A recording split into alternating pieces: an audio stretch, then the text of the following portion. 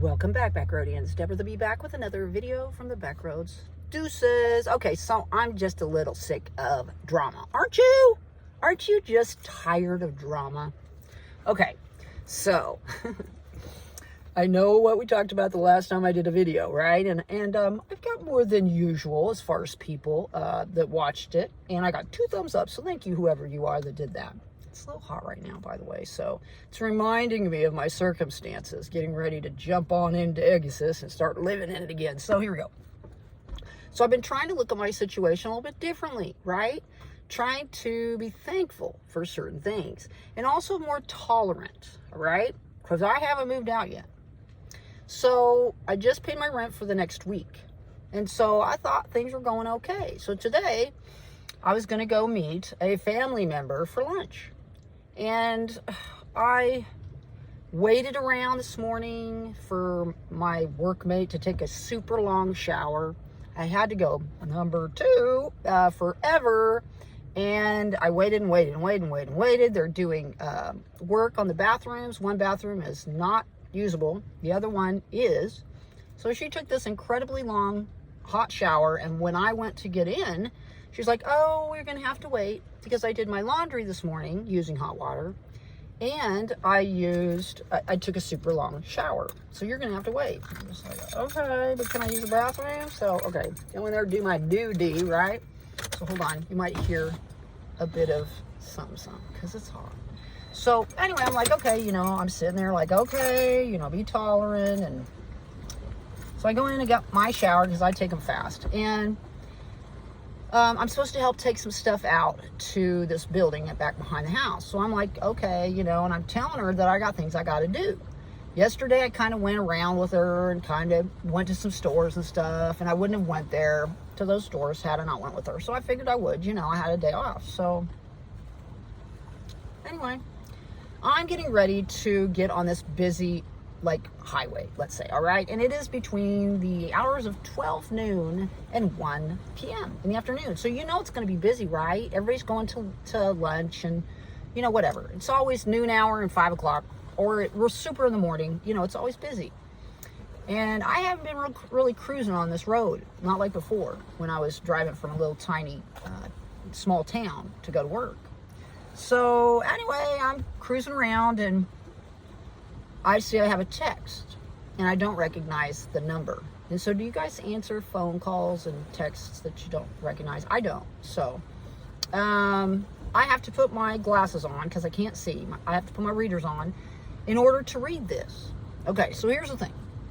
Before I left, I was asked, would you let the dog out? Because the worker dude's going to be coming and he doesn't like the dog and he's afraid of the dog basically. So, because it's a big dog. And so I put the dog out before I left. She knew that I had to be somewhere by 1 o'clock. She knew I had to go to my shed and take some stuff back and then also grab some other stuff. So it's not, it takes a little bit of time to get to the suburbs and where I'm living right now. And this isn't a suburb really. It kind of is, but it's pretty far out. This other area that I was going to go to for lunch, right? So let's say I'm halfway there, okay? And I look and I see this text. I had 2 calls from that number, and then I see this text. She texts me and says that she's got to turn around now, even though she is closer to the house than I am. I'm going to a whole nother town, and she is in the general vicinity. So she's texting me saying that this dude's saying that the dog's still in the house, and that she's going to have to turn around and go back. And I'm like, why are you texting me? I mean, why do I have anything to do with this? When you know that between the hours of noon and 1 o'clock, I'm going to be on a busy road. I'm from Kansas, y'all. I'm not used to these really busy highways and interstates and stuff. Especially, if it's one thing, flat lands of Kansas, that's different. When you're on the interstate, you're just like, there's nothing, right? It's just flat. You know what Kansas is like. But here it's different. When you're in a busy, city, towns and cities and stuff, it's busier. There's businesses off of that road, the highway and stuff. And there's tons of exits and on-ramps and off-ramps and all that stuff. So I usually stay in the middle lane, man. You know what I mean? And I get over way before my exit, and I just floor it to get on. It's usually a blind entrance onto the busy road, you know, and there's tons of semis and stuff. And so I find it completely unnecessary for someone to text me, and they know that I've driven them around and they complained about the way that I drive in areas I'm unfamiliar with, you know, and instead of using maps and giving me lots of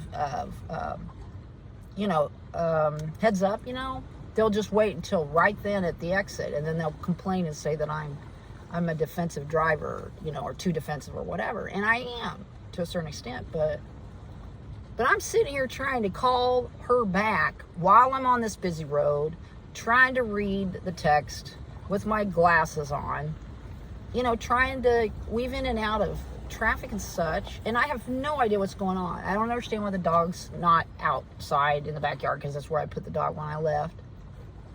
And she won't answer any of my phone calls. And so I'm like, you know what I mean? You understand? It's crescendo. So I figured the only way, especially with narcissistic people, the only way that you can get somebody to text or to answer you is if you say something completely outrageous that you're getting ready to do. And I'm like, I'm turning around and I'm coming back, and I'm going to find out what the fuck's going on and what the fuck this dude's, and I'm sick of this, and this has gone on long enough because they've been doing this work forever. And now we have another group of relatives that aren't my relatives, that are coming in, and we're going to have one bathroom for like 8 people. You know what I mean? And today I literally was just like, I'm going to poop my pants now I have little Lou here. I thought I had put little Lou in the shed, but I didn't. So I'm good now. If I got to go and put all my stuff in and poop in my car, I have scented trash bags, okay? I can do that. So I feel way better. I got my little diesel funnel fluid, you know, funnel and all that. So I'm down with that. I'm good. But I'm not good with somebody texting me unnecessarily while I'm on a road that they know that I'm not, you know what I mean? I haven't been on it for a while. Texting me something that they know good and well that I would have done, because I would never have wanted this fiasco. The only way that I could get her to answer me is to say that I was getting ready to go back and whip this dude. And she called me right back. You know that is right. That's narcissistic. You just ignore. And then as soon as somebody says, well, since I'm not getting a call back, I'm going to turn around, I'm going to go rip some ass. Oh, man, she called me right back. Oh, I don't want you talking to him. I don't want you talking to him. Like, why? Why would you not want me to talk to him? Since you texted me unnecessarily, like it's her dog. In fact, she could have put her dog out. You want to know what the problem was? They got some sort of jiggly thing with their lock. And if you don't pull the door out just slightly, it won't lock fully, and the dog will be able to push the door open because it's a big dog. And of course, I was told this is what she said as far as her excuse for everything that happened. Yeah, I'm a little tired of drama, man. And I've been doing my part and my best to be tolerant, understanding, grateful. But this today, it makes no sense. You're going to have somebody that you know was leaving at a certain time. You know that they had to go do something before they got on the road. You know how long it's going to take them to get there, and you know the time frame that they're doing. And then you're going to text them about, I've got to turn around.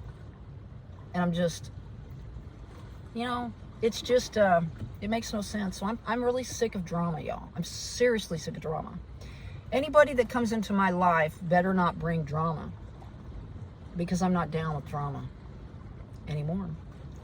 If you enjoyed this video, give it a thumbs up. If you can relate, comment down below, man. And get out there and spread those little pieces of peace regardless. Because I'm going to try, but I'm just here at this lake, just chilling, trying to calm myself down, eating some food. I've got some seaweed snacks here. This is going to be my lunch instead of the lunch that I had intended to have. But I am so sick of drama. My name is Deborah the Beat. Thanks for coming by. We'll see you all on down the road. Honk, honk.